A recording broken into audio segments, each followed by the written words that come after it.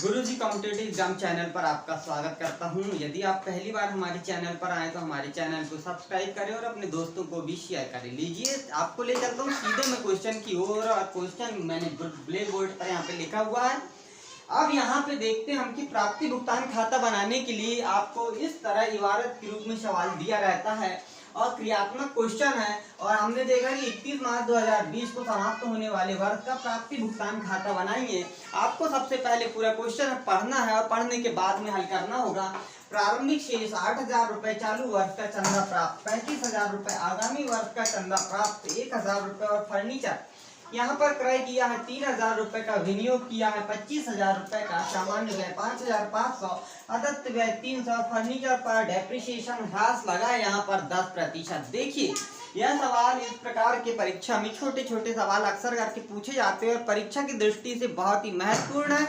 आप एक बार देख लेंगे तो आपसे पूरा सवाल बन जाएगा। मैं सबसे पहले ले चलता हूँ आपको इसके प्रारूप की ओर। और प्रारूप में हम लिखते हैं प्राप्ति भुगतान खाता सबसे पहले, और भुगतान खाता लिखने के बाद में यहाँ पर इसके नीचे जो प्रारूप है हमने उसमें बताया था कि जो डेट होती है उसे लिखते हैं 31 दिसंबर 2020 को समाप्त वर्ष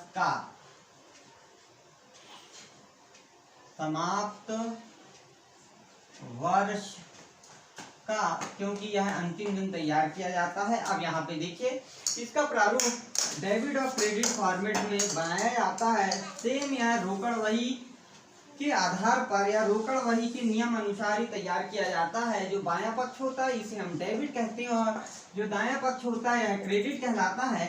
इसमें राशि के लिए कॉलम तैयार कर लिया जाता है और जो पहला पक्ष होता है जैसे भुगतान प्राप्ति भुगतान खाता एक वास्तविक खाता और इसका नियम कहता है समस्त यहाँ पे प्राप्तियां हैं उन्हें डेबिट कीजिए, तो हम प्राप्तियों को लिख देते हैं डेबिट पक्ष में और विवरण जहाँ लिखते हैं वहाँ पे प्राप्तियां, और इसकी जो प्राप्ति होगी वह राशि के रूप में राशि लिख देंगे। इसी प्रकार जो हम पैसे भुगतान करेंगे या जिन्हें देंगे पेमेंट के रूप में उन्हें हम भुगतान पक्ष में समस्त प्राप्तियों को डेबिट और समस्त आय को क्रेडिट कर देंगे। जो वस्तु व्यापार में आती है उसे डेबिट और जो वस्तु व्यापार से जाती है उसे क्रेडिट कीजिए। इसी नियम के आधार पर हमने यहाँ पे लेखा करेंगे।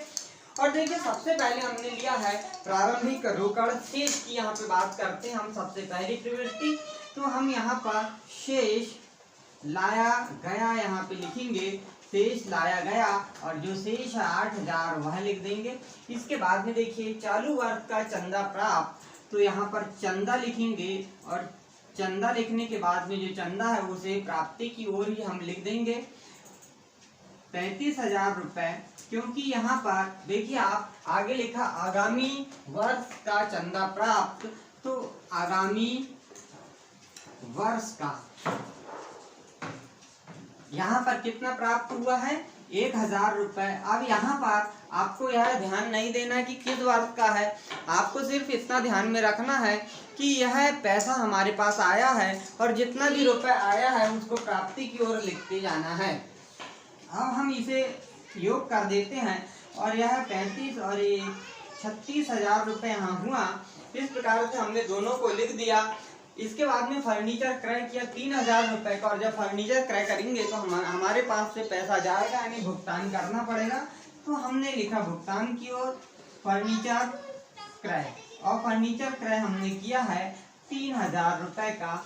अब यहाँ पे देखिए विनियोग किया, विनियोग करेंगे यानी दूसरी जगह हमने पैसा लगाया है उसे हम विनियोग कहते हैं, तो हमने लिखा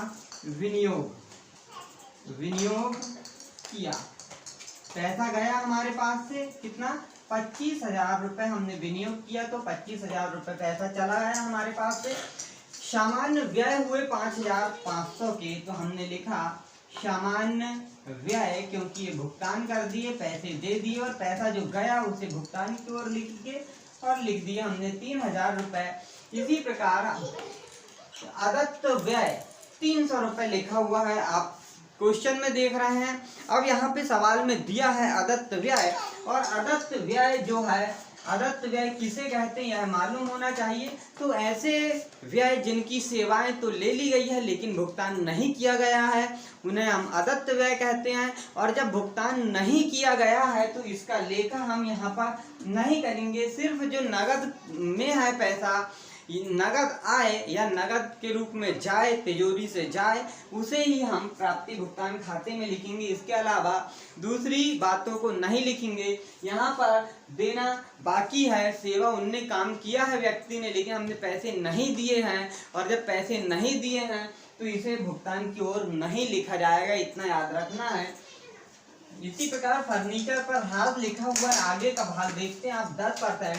लेकिन जो फर्नीचर पर ह्रास है यह ह्रास को कोई रुपए के रूप में यह डेप्रिसिएशन नहीं होता है, इसीलिए इसे भी हम प्राप्ति भुगतान खाते में नहीं लिखेंगे। प्राप्ति भुगतान खाते में सिर्फ ऐसे व्यवहारों का लेखा किया जाएगा जो नगद में होंगे, अर्थात रोकड़ के समतुल्य है, रोकड़ जैसा ही है, उन्हें ही हम यहाँ पर लेखा करेंगे। अब हम इसका योग लगाते हैं और इस खाते को हम यहाँ से बंद कर देंगे और इसका योग लगाएंगे, और योग लगाएंगे तो यह 44,000 रुपये इसका योग आता है। और देखिए दूसरे पक्ष की ओर भी यहाँ पर 44,000 रुपये ही योग आएगा।